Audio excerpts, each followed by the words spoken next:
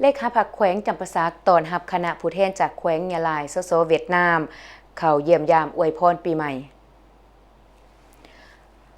วันที่3 เมษายน 2026ที่ห้องรับแขกพิเศษของว่าการแขวงสหายอรุณไส้ศูนย์นาลาดกรรมการศูนย์กลางพรรคประชาชนปฏิวัติลาวเลขาคณะบริหารงานพรรคแขวงจำปาสักสาธารณรัฐประชาธิปไตยประชาชนลาวพร้อมคณะได้ต้อนรับคณะผู้แทนแขวงยะลายสาธารณรัฐสังคมนิยมเวียดนามนำโดยสหาย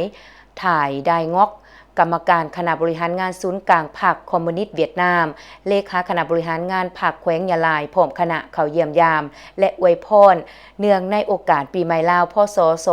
2569 คศ2026โอกาสนี้สหายอรุณไซศูนย์นาลาดกรรมการศูนย์กลางพรรคประชาชนปฏิวัติลาวเลขาคณะบริหารงานพรรคแขวงจำปาสักได้ตั้งหน้าให้คณะพรรคคณะกรรมการปกครองแขวงจำปาสักกล่าวต้อนรับและขอบใจสหายด่ายทายงอกกรรมการคณะบริหารงานศูนย์กลางพรรคคอมมิวนิสต์เวียดนามเลขาคณะบริหารงานพรรคแขวงยะลายและคณะที่ใดมาเยี่ยมยามและอวยพรปีใหม่ลาวพศ2569 คศ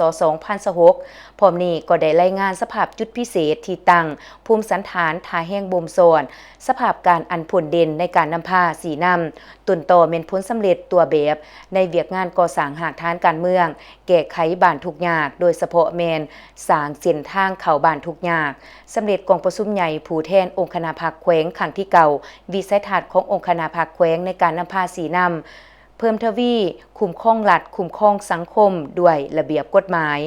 การพัฒนาเศรษฐกิจสังคมตามท่าแห่งของแขวงเพื่อสู่ส้นสร้างแขวงจำปาสักให้กลายเป็นจุดใจกลางของการพัฒนาของแขวงภาคใต้และ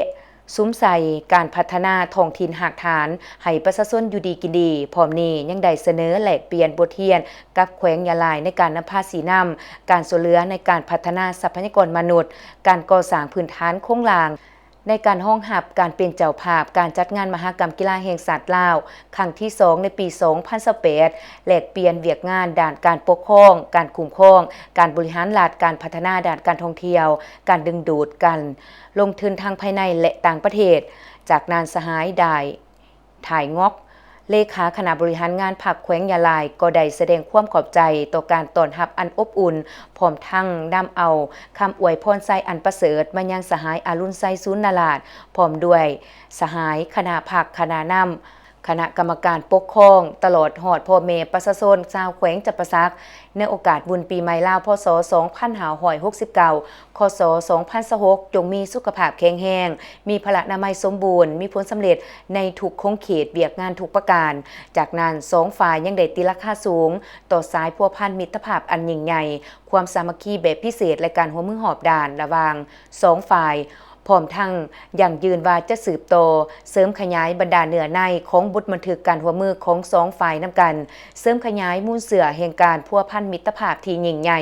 สามัคคีแบบพิเศษและการหัวมือหอบด่านระหว่าง2ภาค2รัฐและประชาชน2ศาสตร์2ท้องถิ่นลาวเวียดนามเวียดนามลาวเว้าร่วมว่าเฉพาะเมนแขวงจำปาสักและแขวงยะลายให้แตกดอกออกผลมั่นคงยืนยงขึ้นไปเรื่อยๆตอนท้ายแขวงยะลายยังได้มอบเงินช่วยเหลือแขวงจำปาสัก$50,000 สหรัฐ